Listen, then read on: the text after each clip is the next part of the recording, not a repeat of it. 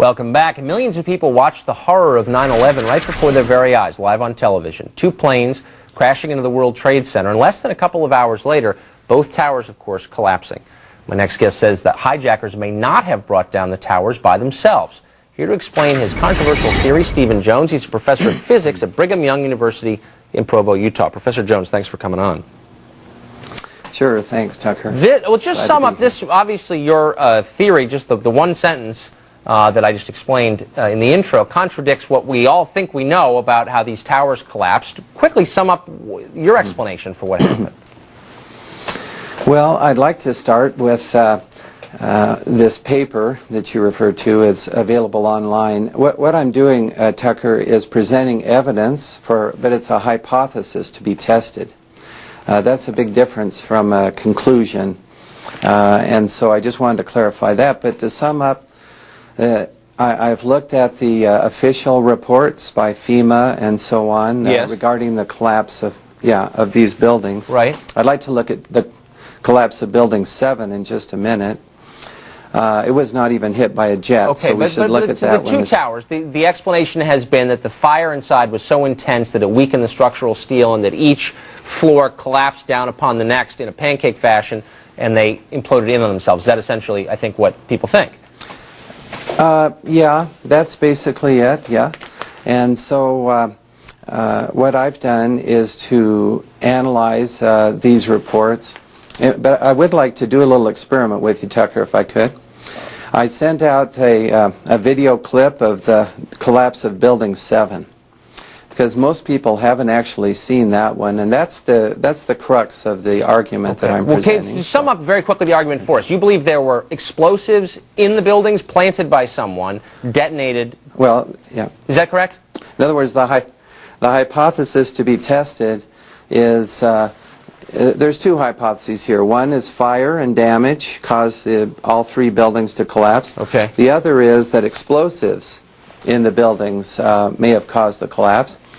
And so then we analyze and see which fits the data better. And I've done that in my 25-page paper. I want to read you a quote from the Deseret Morning News, a paper in Utah from you. I'm quoting now. "It is quite plausible that explosives were pre-planted in all three buildings and set off after the two plane crashes, which were actually a diversion tactic. Muslims are probably not to blame for bringing down the World Trade Center buildings after all." That's, I would think, pretty offensive to a lot of people listening. Do you have any evidence for that? I mean, not to the Muslims, I might say. Well, that's a good I've had a lot of emails.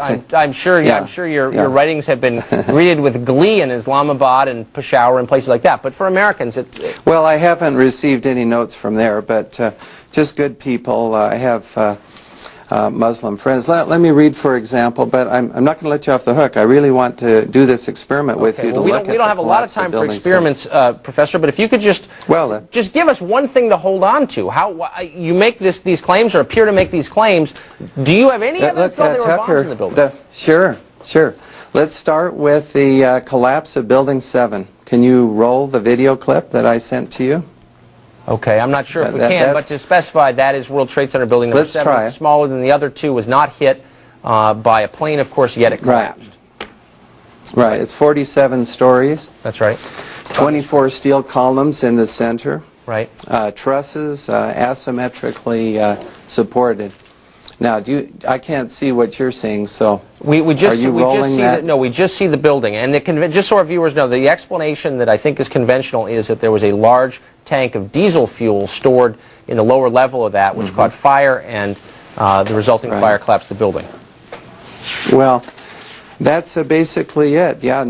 But as we read in the FEMA report, it says here, and I put this in my paper, of course, the best hypothesis, which is the only one they looked at, fire, has only a low probability of occurrence. Further investigation, analyses are needed to resolve this issue, and I agree with that. Okay. But they admit there's only a low probability. And if you look at the collapse, you see what I've studied is the fall time, the symmetry, the fact that it first dips in the middle, that's called the kink, which is very characteristic, of course, All right. of controlled demolition. Professor, I am sorry that we are out of time, and I'm not sure that Whoa. One you've other thing I want to mention about... Okay, if you can hit it, hit us with it quickly. All right. Okay, here we go. Molten metal in the basements of all 3 buildings. Right. And yet all scientists now reasonably agree that the fires were not sufficiently hot to melt the steel. So what is this molten metal? It's a direct evidence for the use of high temperature explosives such as thermite. Thermite produces molten iron as an end product. Okay. So we do have, yeah, it's a very short time, but if people will read the paper, then I talk about the molten metal, the symmetry of the collapse, and the weaknesses and inadequacies of the fire hypothesis. Professor, we're going to have to leave it to our viewers who are interested enough to follow up to do just that. We appreciate your coming on, even if I don't understand your theories. We appreciate you trying to explain them. Thanks. Okay. Thank you, Tucker. Thanks.